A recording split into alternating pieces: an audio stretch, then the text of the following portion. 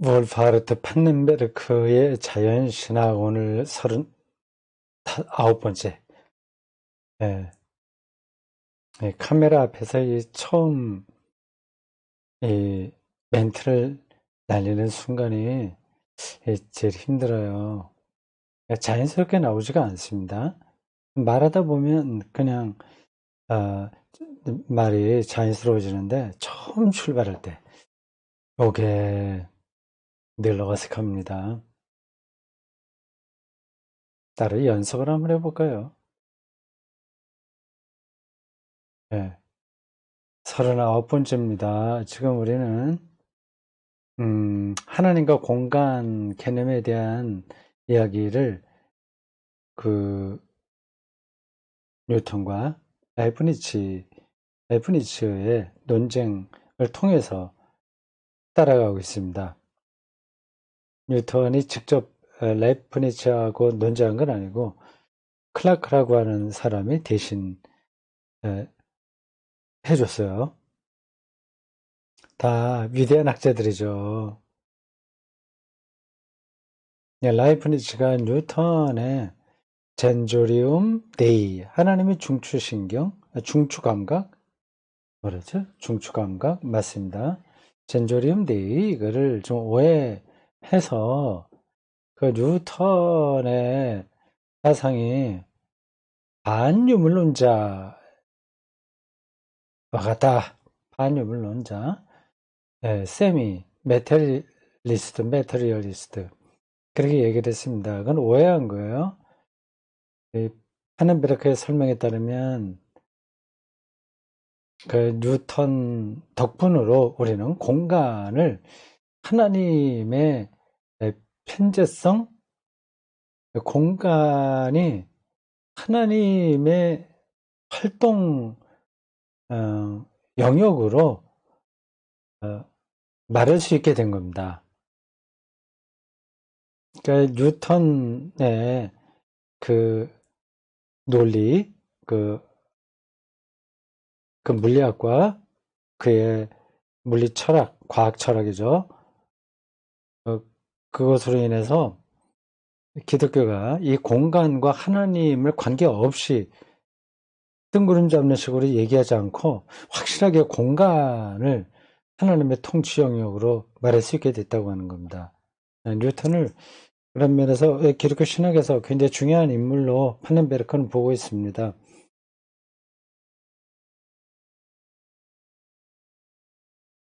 그 이야기가 지난번 38강의 그 마지막 문장에서 읽은 겁니다. 39강입니다. 112쪽 중간입니다. 그러나 하나님이 피조물과 더불어 현존한다는 사실의 표현으로서 공간은 단지 하나님이 창조 안에 계속 활동하는 조건일 뿐이지 결코 이 하나님의 활동 자체를 입증하는 것은 아니다.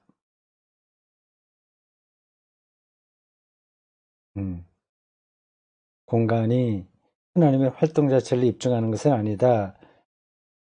이렇게 했어요. 요게 뉴턴의 입장이라고 하는 건지 아니면 판넨베르크 입장이라고 하는 건지 요 문장만 갖고는 잘 모르겠는데 뉴턴의 입장이겠죠. 그 활동 자체를 입증해야 되는데 거기까지는 나가지 못했다. 그 뜻 아닐까요? 좀 더 보겠습니다.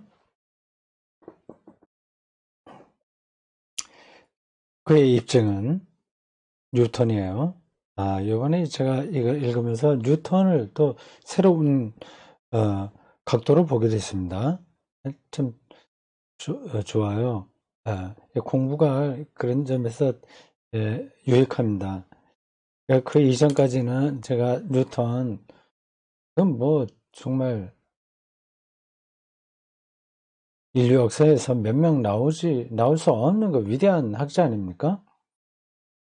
모든 나라의 초등학교, 중학교 책에 다 있고요. 만유인력 사과 이 이야기는 뭐 초등학교 때 다 있고 그의 물리학, 기계론적 역학 이거는 뭐 모든 학생들이 배우는 겁니다. 세월이 많이 흐르는데도 여전히 중요하죠.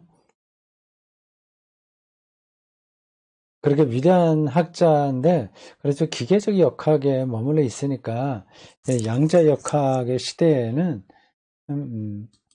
좀 약간 부족한 거 아닌가 이제 그런 생각이 조금 있었거든요. 부족하다는 말은 표현 정확하지는 않은데 이제 훨씬 더 물리학의 범주가 넓어졌으니 그 뉴턴의 기계적 역학만 갖고는 이 세계, 물질, 실제 이런 것들을 다루기는 좀 벅차다고 생각을 했습니다. 그건 일단 맞는 얘기예요. 그러면서 신학의 입장에서도 그 기계적 역학, 이렇게 커다란 시계에 기계가 맞물려 돌아가는 것 같이 세상을 보는 입장, 이렇게 되면 하나님이 개입할 여지가 좀 없는 거 아니냐, 이렇게 생각을 했었습니다.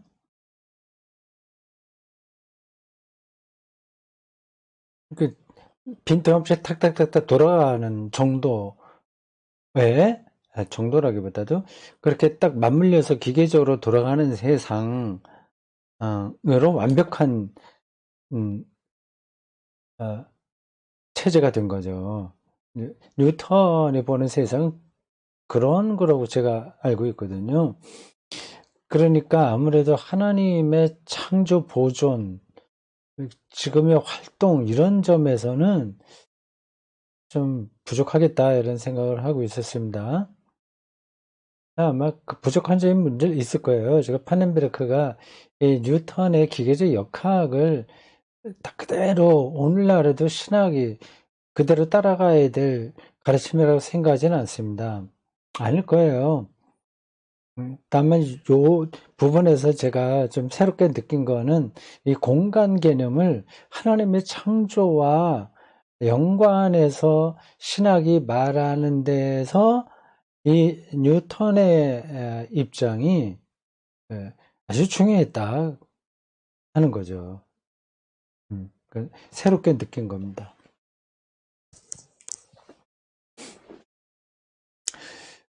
그의 입장은 더 이상의 추론을 요구한다.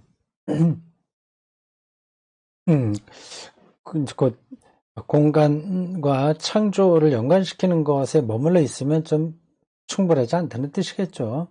좀 더 많은 걸 요구한다. 뉴턴은 가장 중요한 힘들, 특별히 중력은 비기계론적 속성으로 구성되어 있다는 의견을 필요한다. 아, 그런가요? 그럼 그 중력은 기계적인 역학이 아니라는 뜻이에요. 중력도 기계적인 거 아닌가? 똑같이 지구에서 중력이 모든 물체에 미치는 거 아니에요? 기계적으로 똑같이? 어떤 뜻인가 좀 더 보겠습니다. 1706년에 출판된 벌써 300년도 더 됐군요. 광학에서 앞에도 나온 책입니다. 광학, 옵틱스, 광학, 빛에 대한 학문이에요. 그래서 뉴턴은 그 당시 물리학자들, 철학자들은 빛 연구가 많았습니다. 뉴턴은 이 능동 원리들은 빛을 가리키나요? 능동 원리들은 우리가 우리의 의지대로 우리의 지체들을 움직일 수 있는 것보다 훨씬 쉽게 편재를 통하여 우주의 모든 구성 부분들을 움직이고 형성하고 새롭게 만들 수 있는 강력한 불멸의 존재로부터 직접적으로 유래한다고 명확하게 진술하고 있다.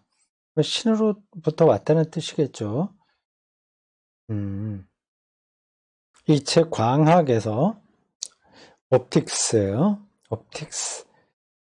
광학에서 뉴턴은 한 걸음 더 나아가 자연의 질서는 물질의 관성으로 인해 불규칙성들이 증가하기 때문에 시간 과정 속에서 하나님으로부터 계속 새로움을 받을 필요가 있다는 점을 강조해주고 있다. 번역을 일신이라고 했죠. 일신. 참 한자로 그 뜻은 알겠습니다. 근데 우리 뭐 일반적으로 사용하는 단어 아니네요. 일신. 한자로 일신이라고 말할 수 있긴 있습니다. 리뉴얼. 라이프니츠의 비판은 바로 이와 같은 뉴턴의 주장을 강도 높게 지적하는 것이었다. 왜냐하면 라이프니츠가 보기에 라이프니츠하고 뉴턴하고 그렇게 거대 산맥과 같은 학자들인데 이렇게 비판하고 그랬네요. 이러한 주장은 하나님 활동의 불완전성을 주장함으로써 창조자 자신의 완전성을 최소화시키는 것처럼 보였기 때문이다. 이것도 조금 라이프니츠가 뉴턴을 오해한 거 아닐까요?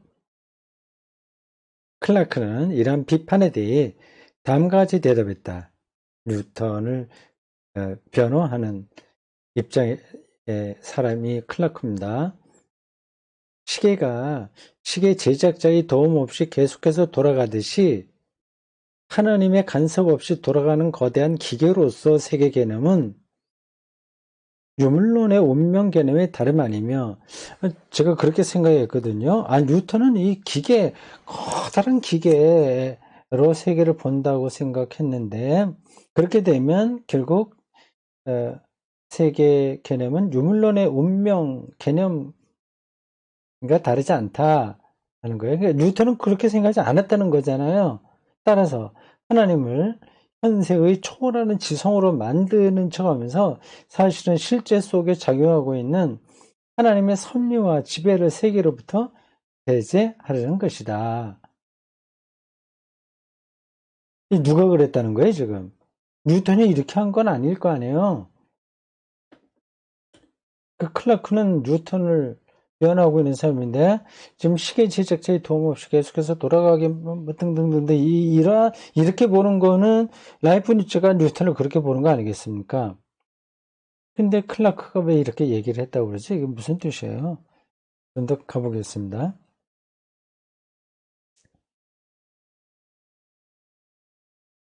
책 읽기가 이게 굉장히 세밀한 분석, 판단 그런 것들이 있어야 됩니다. 이런 게 지금 클라크가 라이프니츠의 비판에 대해서 대답한다고 하는 게 오히려 뉴턴을 비판하는 것처럼 들려요. 근데 그게 아니거든요. 라이프니츠는 자신은 창조 보존에 그러니까 클라크는 오히려 라이프니츠가 이렇게 생각한다는 거 아니겠어요? 라이프니츠를 비판하는 클라크의 말입니다. 라이프니츠는 자신은 창조 보존의 필연성을 의심하는 것이 아니라 단지 창조 질서가 교정되어야 한다는 개념에 반대하고 있는 것이라고 주장하면서 스스로를 변호한다. 창조 질서가 교정되어야 된다고 말할 수는 없죠. 하나님의 창조, 여기 이제 신학적인 개념에 틈이 있어서 그렇습니다. 창조가 끝난 걸로 본다면 지금은 교정돼야 되고요. 끝난 게 아니라 창조는 이 보존까지 다 포함하고 완성까지 간다 이렇게 생각하면 교정이 아니라 전체가 하나님의 창조인 거죠. 교정 자체도 하나님의 창조죠. 그러나 클라크는 우리는 오직 법칙들을 통해 굴러가는 자연이라는 관점에 근거해서만 교정을 말할 수 있는 것이지 뉴턴은 그렇게 보지 않았다는 거죠. 결코 세계를 향한 하나님의 본래적 계획 이게 입각하여 개념을 말할 수 없다고 답한다. 왜냐하면 하나님의 계획 자체가 처음부터 무질서로부터의 출현을 말하고 있고 따라서 그 이후 하나님의 손길을 통해 계속되는 혁신을 포함하고 있기 때문이다. 클라크에 따르면 자연 법칙들, 즉 현재의 운동 법칙들은 오늘날의 용어로 말하자면 역사적인 것으로서 퇴행과 혁신의 과정을 포함하고 있는 실제의 리얼리티예요. 실제의 신적 자연 질서에 대한 근사치들에 불과하다. 클라크가 말하고 있는 이 뉴턴의 입장은 신학적으로 상당히 건강합니다. 연대에서도 뭐 사실 건강하다는 표현이 딱 맞는 건 아니에요. 신학적으로 우리가 받아들일 만하다는 겁니다. 보통 사람이 이렇게 얘기한 게 아니라 몇 세기에 걸쳐서 가장 위대했던 물리학자가 이렇게 얘기를 하니까 신학의 입장에서는 큰 응원군을 둔 거나 마찬가지죠. 큰 힘이 되는 거죠.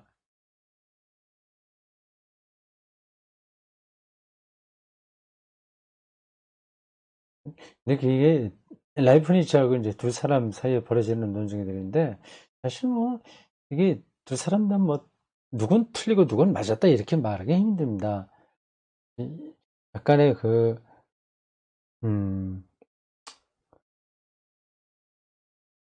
서로를 향한 이해 부족, 개념에 대한 약간의 착오, 뭐 그런 것들이 개입되어 있어서 그런 거예요.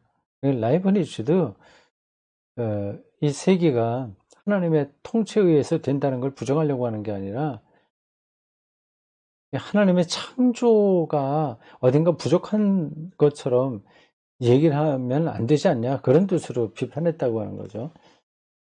자, 그 정도까지 보겠습니다. 공간이었어요.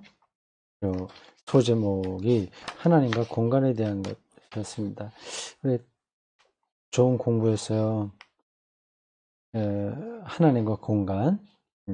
공간 개념이 확실하게 들어왔습니다. 신학적으로 이미 뉴턴 시대에 정확하게 이야기를 해줬습니다. 이제 하나님과 시간입니다. 하나님과 시간. 하나님의 공간을 했고,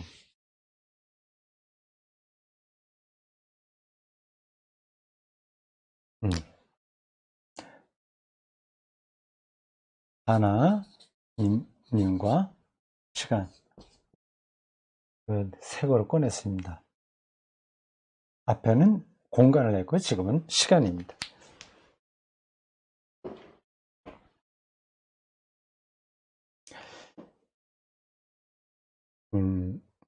이런 주제에 대해서 평소에 별로 생각하지 않았던 분들은 지금 저 뭐 하는 거지?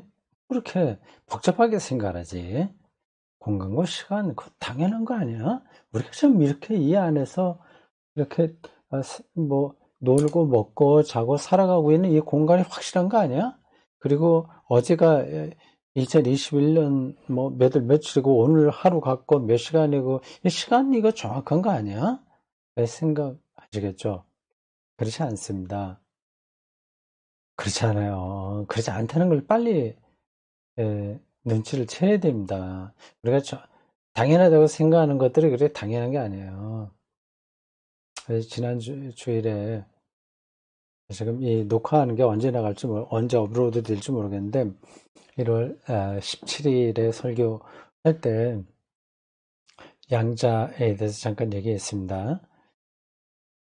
아인슈타인이 괴델과 함께 걸을 때라는 책도 소개를 했습니다. 그 책을 뭐 많이 소개한 게 아니라 거기서 어떤 관점 하나를 이야기한 거죠. 뭔가 지금 딱 기억이 안 나는데 그럴 겁니다. 이 양자의 세계에서는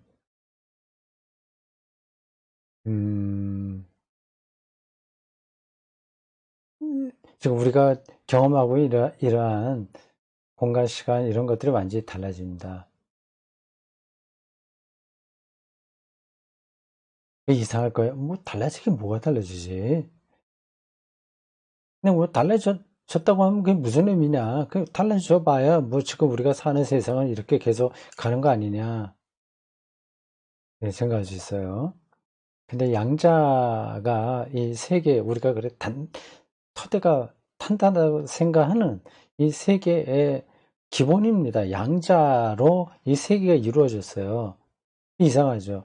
지금 우리가 경험하고 있는 시간과 공간은 지금 상태로 이렇게 유지가 되는데, 근데 그거를 구성하고 있는 더 근본적인 입자, 예, 파티클이라고 하죠. 입자. 그거는 이런 거하고는 전혀 다른 방식으로 작동된단 말입니다. 그래서 그 책에 이런 표현도 나와요. 양자의 세계에서 양자 얽힘은 유령과 같은 현상이다. 이렇게 표현합니다. 유령. 제가 설교 시간에 뭐 귀신 작용하고 비슷하다고 말해도 잘못이 아니다. 이렇게 말했습니다. 그게 그거죠. 이제 왜 그러냐면 이런 거예요. 양자 세계에서는 정말 이상한데 보통 때는 그냥 파동으로 있다가 웨이브, 물결처럼 있다가 관찰자가 봐야만 입자가 돼버리는 거예요. 보지 않으면 그건 이제 파동으로 있고요. 그게 어떤 건지는 사실 우리가 실감하기 힘듭니다. 물리학자들이 그걸 증명하고 있어요. 완전히 딴 나라 얘기 같잖아요. 우리 일반 사람들에게는. 근데 지금 양자를 부정하는 학자는 없습니다. 양자 얽힘이라고 하는 게 있어요. 또 그 두 양자가 서로 얽혀 있는 관계에 있는 양자가 반으로 잘라지거나 아니면 하여튼 두 개가 얽혀 있는 상태가 있는데, 그러면 양자 얽힘이 돼 있으면 그 둘 관계는 지금 우리가 경험하는 이 세상하고는 완전히 다르게 작동합니다.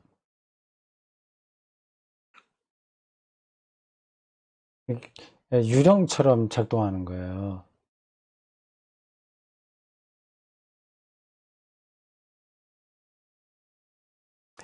이 세계가 여러분 그렇게 실증적이지 않다. 맞는 얘기일까요? 그렇게 표현해서. 그래서 그걸 계속 지금 찾고 있습니다. 뭐가 정말 가장 확실한 건가? 기계적인 역학, 이 사물, 이런 것들은, 국소성, 그 책에 나오는 표현이에요. 국소성의 원리에 의해서 작동됩니다. 시계 있잖아요. 여기 있잖아요. 그러면 이거는 건드리면 넘어갑니다. 요 안에서 이게 힘이 들어가고 받고 하는 거예요. 이게 국소성이라고 합니다. 이 부분 안에서 작은 부분이에요. 여기서 모든 이 공간 안에서 벌어지는 것들이 국소성에 제한을 받습니다. 던지면 이거 다 이 안에서만 되는 거예요. 근데 미국에 있는 어떤 사람이 손가락을 이렇게 한다고 해서 이 안경 다리가 넘어갑니까? 안 넘어가거든요. 그건 국소성의 원리가 아니기 때문에 그렇습니다. 근데 양자의 세계에서는 비국소성이 작용합니다. 이렇게 옆에서 건드리지 않아도 양자 얽힘 아까 얘기했죠. 양자 사이에서 그런 얽힘 상태에 들어간 양자들은 그 옆에서 누가 밀지 않아도 아주 저기 미국에 있는 전자와 여기 있는 전자가 양자 얽힘으로 관계가 된다면, 그럼 그게 영향을 받는 거예요, 여기에. 거기에 있는 전자가 확인이 돼서 어떤 작용을 받게 되면 여기 있는 것도 똑같이 그렇게 받게 됩니다. 이게 너무 빨라요. 빛보다 더 빠르다고 합니다. 좀 이상 마술 같은 세계죠. 마술. 예. 양자 세계, 최소의 물리량을 양자라고 하는데, 뭐 전자, 광자, 뭐 이렇게 부릅니다. 그런 것들을 다 양자라고 합니다. 거기는 완전히 우리가 지금 일상에서 경험하는 것하고는 다른 물리적 현상이 일어나고 있습니다.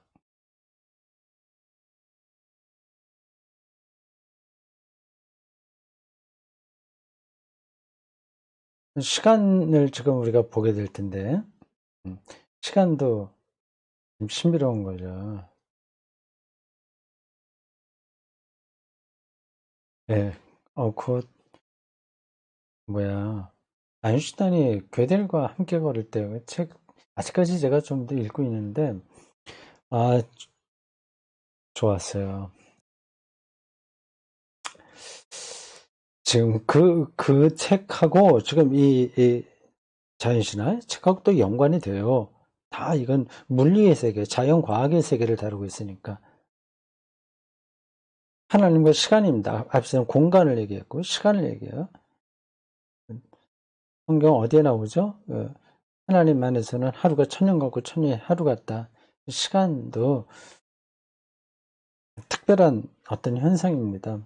아마도 이 논쟁 속에서 뉴턴과 클라크는 성서에 입각한 창조신학의 라이프니츠와 데카르트보다 더 가까웠다고 생각할 수 있다. 아, 그렇군요. 뉴턴은, 연필이 어디 갔어?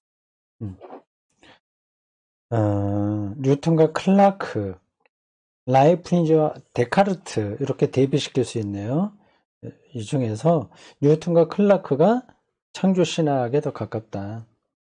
일단 그렇게 생각해도 뭐 틀리지 않습니다. 그렇다면 뉴턴이 오직 지속의 관점에서만 토론했던 하나님 시간의 관계성, 지속의 관점에서만 토론했던 하나님과 시간의 관계성은 자연 사건을 기계론적 이론을 통해서 설명하는 맥락에서는 적합성을 찾기 어려웠을 것이다. 하나님의 미래와 창조 과정 속에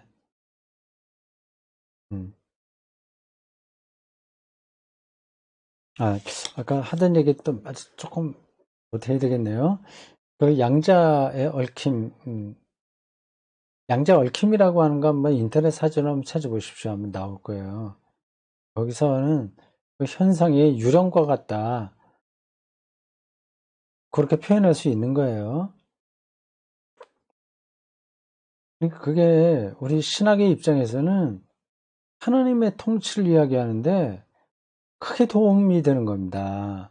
이 세계가 그냥 기계적인 원리에 의해서만 돌아간다면 그러면 하나님이 개입될 자리는 없는 거거든요. 오히려 양자역학 이런 것들, 뭐 장이론, 판넨베르크가 계속 붙들고 있는 장이론, 역학, 이런 것들이 하나님, 성서가 말하는 하나님을 세계에 말하는데 큰 도움이 되는 겁니다. 존재와 시간과 세계와 역사의 신비를 얘기할 수 있으니까요. 양자역학, 양자 얽힘 이런 것들은 정말 신비롭습니다. 왜 그렇게 되는지를 모르는 거예요. 근데 이제 기계적인 이 세계에 이런 데에서는 원리가 어느 정도 다 나왔습니다. 뭐 관성의 법칙이나 뭐 상대성 이론이나 뭐 질량 보존의 법칙 뭐 등등 그런 것들 있지 않습니까? 그런 걸로 설명이 돼요. 근데 양자의 세계는 그걸로 설명이 안 됩니다. 이거를 그럼 각각 따로 생각해야 되냐? 그럼 또 물리학의 근본 취지하고는 거리가 먼 거죠. 물리학이라고 한다면 양자든 뭐 이 우주든 지구든 그걸 다 통일시킬 수 있는 어떤 근본적인 게 있어야 되지 않겠습니까? 근데 그걸 찾기가 좀 힘든 거예요. 이게 잘 맞지가 않아서. 두 개가 양자의 세계와 일반 사물의 세계가 이제 차원이 다릅니다. 이게 나중에 밝혀질까요? 완전히 그 원리가 다 드러날까요? 어떤 물리적, 학적 그 이론이 나와서 양자 얽힘까지 포함하여 모든 세계의 가장 궁극적인 리얼리티를 찾아낼 수 있을까요? 찾아낸다고 하더라도 참 길이 멉니다.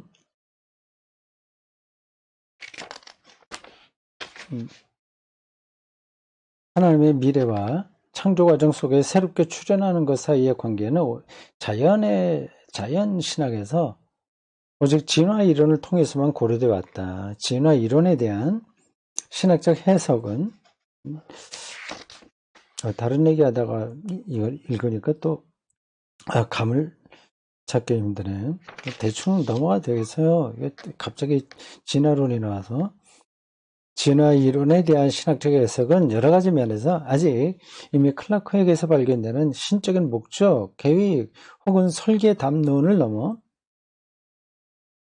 종말론적 창조의 미래 속에 수렴되는 영혼과 시간의 관계를 다루는 차별된 토론으로 발전되어 나가지 못하고 있었다. 자, 여기까지 하겠습니다. 이건 하나님과 시간이라는 주제인데, 다음에 조금 더 이거를 읽어보도록 하겠습니다. 고맙습니다.